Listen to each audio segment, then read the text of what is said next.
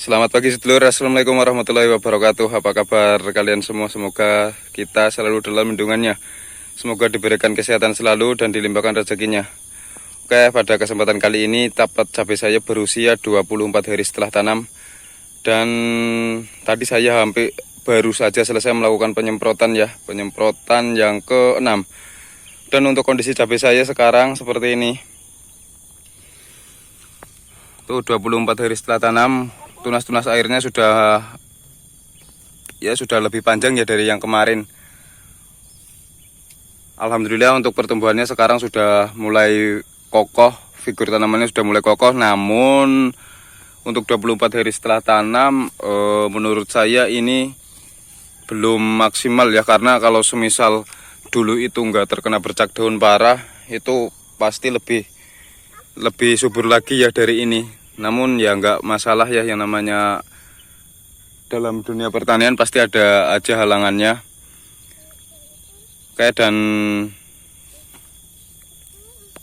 saya akan mengasih tahu sedikit untuk petani cabai yang sudah lama bergelut di dunia cabai pasti nggak familiar lagi sama yang namanya itu kutu kebul ya, atau kutu putih yang biasa menyerang tanaman cabai. Karena pada dasarnya ketika tanaman cabai terserang kutu kebul itu pertumbuhannya akan tersendat, dan kutu kebul itu merupakan hama yang sangat merugikan untuk para petani cabai ya.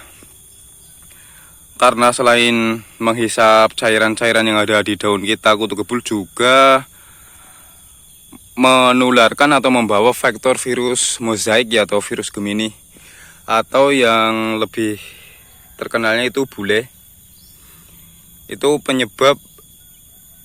salah satu penyebabnya itu adalah kutu kebul.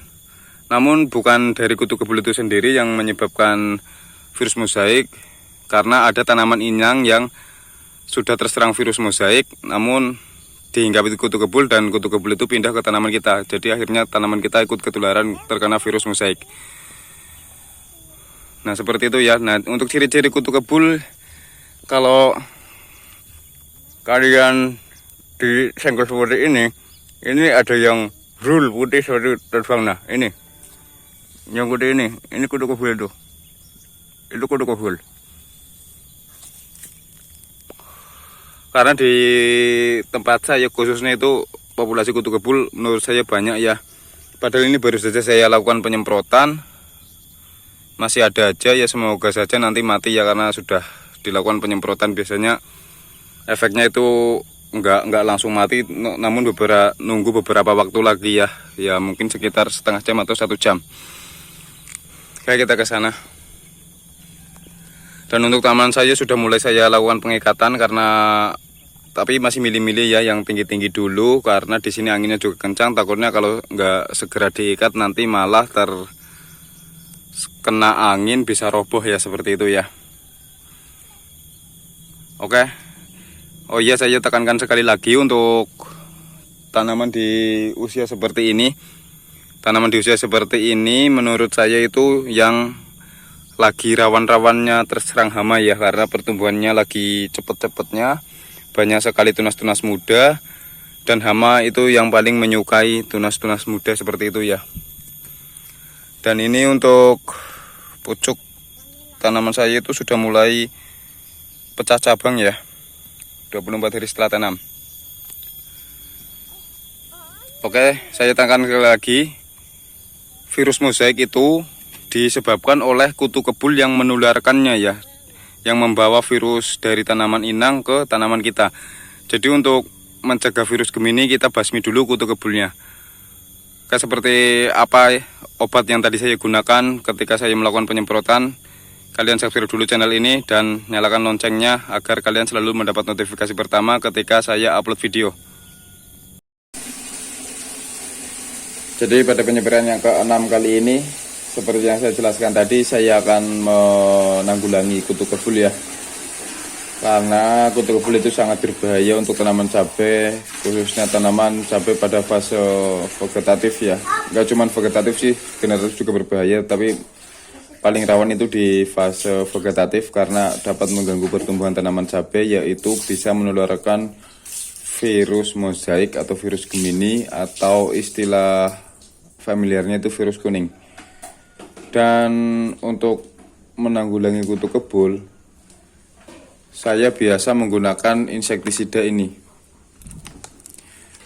Insektisida dengan bahan aktif imidacloprid ya. Kebetulan sekarang saya menggunakan top door. Untuk merek dagang bebas ya, nggak harus top door. Bahkan ada yang kandungannya itu lebih besar, karena top door itu kan kandungannya cuma 10% ya. Imidacloprid 10%. Ada yang kandungannya sampai 30% atau lebih banyaknya itu 25% seperti Winder dan yang lain-lain ya. Mereknya juga banyak, ada Winder, ada Qdor, ada Confidor, ada Avidor. Ya cari saja yang mudah ditemukan seperti itu ya. Dan untuk dosisnya seperti biasa. Dosis seperti biasa kita menggunakan 1 sendok makan.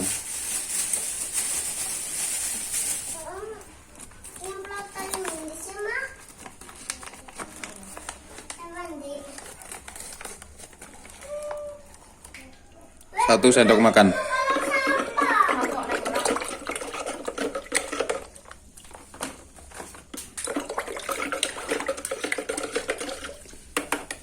Dan sekarang tinggal fungisidanya. Fungisida sekarang saya tidak menggunakan propinep lagi ya. Cuman saya akan mulai melakukan perollingan. Sekarang saya menggunakan bahan aktif Mancozeb.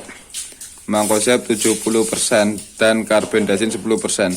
Tapi yang intinya ini berbahan aktif Mancozeb ya. Carbendazim itu cuman bahan aktif gendongan saja.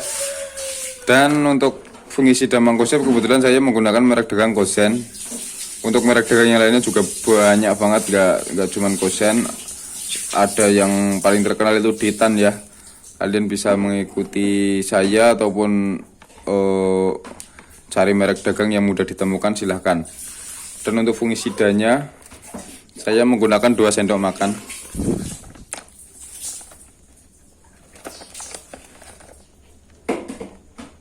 Satu, 2. Ini Mancozeb yang berwarna kuning ya, karena untuk Mancozeb itu di pasaran ada 2 versi, yaitu yang berwarna biru dan yang berwarna kuning. Kalau menurut saya untuk tingkat kebagusannya itu lebih bagus yang berwarna biru, cuman harganya lebih mahal ya. Sebenarnya selisihnya nggak banyak sih, cuman sedikit.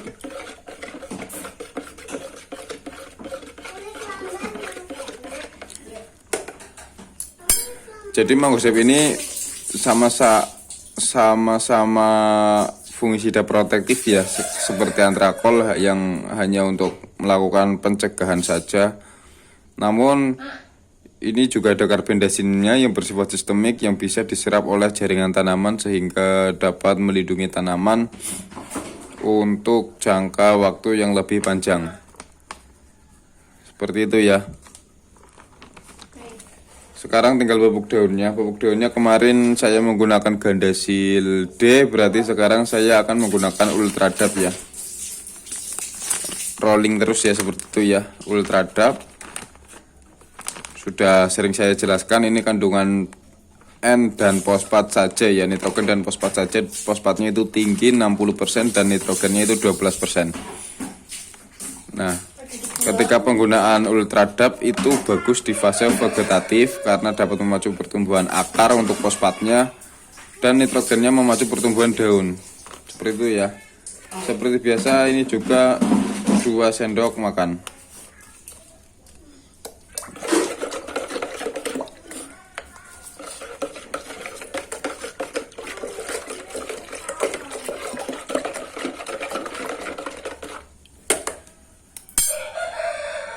Tinggal ditambahkan pereket ya. Untuk pereket masih biasa Fastik. Masih jadi andalan saya karena harganya murah ya. Cuman 18.000 untuk 1 liter. Dan ini juga udah mau habis.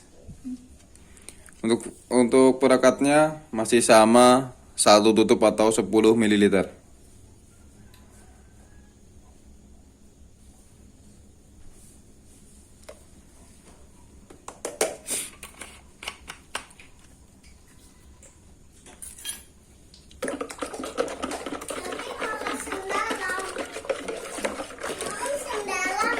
Jadi kesimpulannya, Untuk penyebaran kali ini saya akan menanggulangi kutu kebul atau mengatasi kutu kebul yang dapat menyebabkan virus Gemini, dan yang kedua untuk pencegahan dari serangan jamur ya. Karena di sini curah hujannya itu sekarang agak tinggi, yang katanya kemarau tapi hujannya masih turun terus, walaupun itu malam ya, paling enggak ya 2 hari sekali lah. Dan untuk mengasih nutrisi lewat daun atau pemupukan lewat daun yaitu via semprot menggunakan Ultradap untuk fase vegetatif. Oke, tinggal kita masukkan ke dalam tangki dan dipenuhin airnya dan lakukan penyemprotan.